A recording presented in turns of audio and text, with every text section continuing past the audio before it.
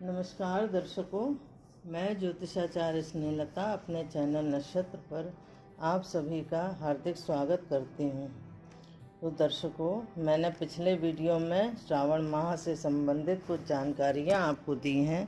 उसी श्रृंखला में श्रावण माह से संबंधित और भी जानकारियाँ आपको दे रही हूँ।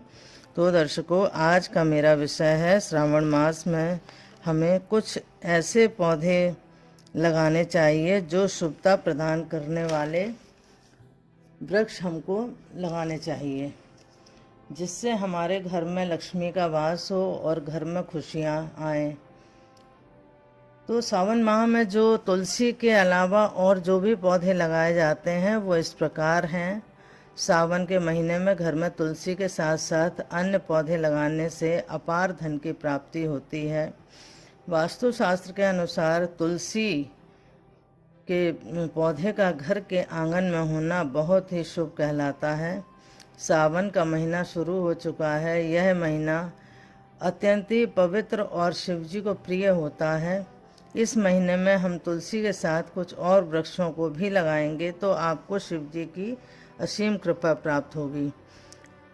धन की आवक बनी रहेगी व आपकी सफलता के अनेकों मार्ग खुल जाएंगे व आपके जीवन में धन की कमी नहीं रहेगी। आप लोगों से अनुरोध है कि एक बार इस उपाय को करके देखें। तो आइए जानते हैं कि हमें सावन के महीने में तुलसी के अलावा और कौन कौन से पौधे लगाने चाहिए। सर्वप्रथम तो सावन के महीने में यदि आपके यहाँ तुलसी का पौधा नहीं है तो एक तुलसी का पौधा अपने घर में अवश्य ही लगाएं। दूसरा पौधा जो घर में शुभता प्रदान करता है, सावन के माह में बेलपत्र का पौधा।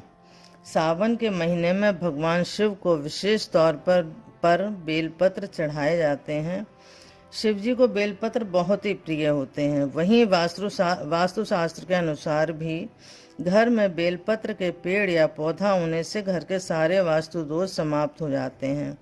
अतः आप सावन के महीने में बेलपत्र अवश्य लगाएं। इससे घर में बहुत शुभता आती है, सुख शांति आती है तथा धन की भी प्राप्ति होती है। तीसरा है शमी का पेड़। शमी के पौधे को वास्तुशास्त्र में बहुत ही शुभ माना गया है। शमी के पौधे को घर में लगाने से शनिदेव की कृपा मिलती है।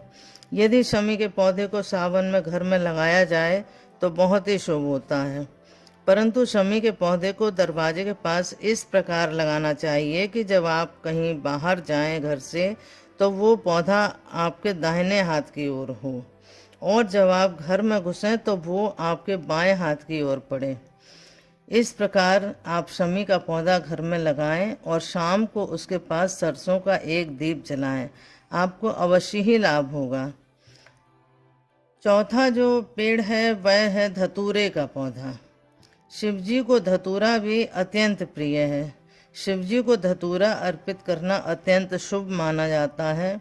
सावन के महीने में रविवार या मंगलवार को घर में धतूरे का पौधा अवश्य लगाना चाहिए। इससे आप पर भोलेनाथ की कृपा बरसेगी। पांचवा है केले का पौधा। केले के पौधे को घर में लगाने से भगवान विष्णु और गुरु ग्रह दोनों की कृपा मिलती है। यदि तुलसी के पौधे के साथ साथ घर में केले का पौधा भी लगाएं तो घर की सारी आर्थिक परेशानी खत्म हो जाती है, पर इन पौधों को पास पास ना लगाएं। तुलसी के पौधे को घर के मुख्य द्वार के बाईं ओर और केले का पौधा दाईं ओर लगाएं। ऐसा करने से आपको बहुत लाभ होगा। छठवां है चंपा का पौधा। सावन के महीने में घर में चंपा का पौधा लगाना भी बेहद शुभ माना जाता है। इस पौधे को सौभाग्य का प्रतीक भी माना जाता है।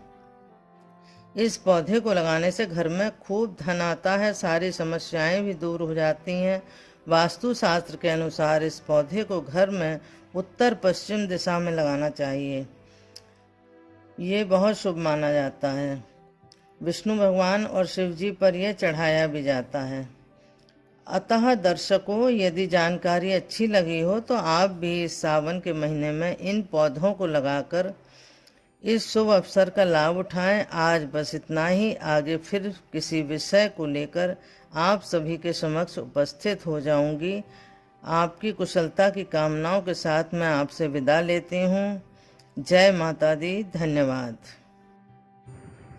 अगर आप लोगों के कोई सवाल हो या समस्या हो या आप किसी विषय में जानकारी प्राप्त करना चाहते हैं तो कृपया कमेंट बॉक्स में लिखकर मुझे बताएं। मेरी पूरी कोशिश रहेगी कि मैं जल्द से जल्द आपके सवालों का जवाब दूं।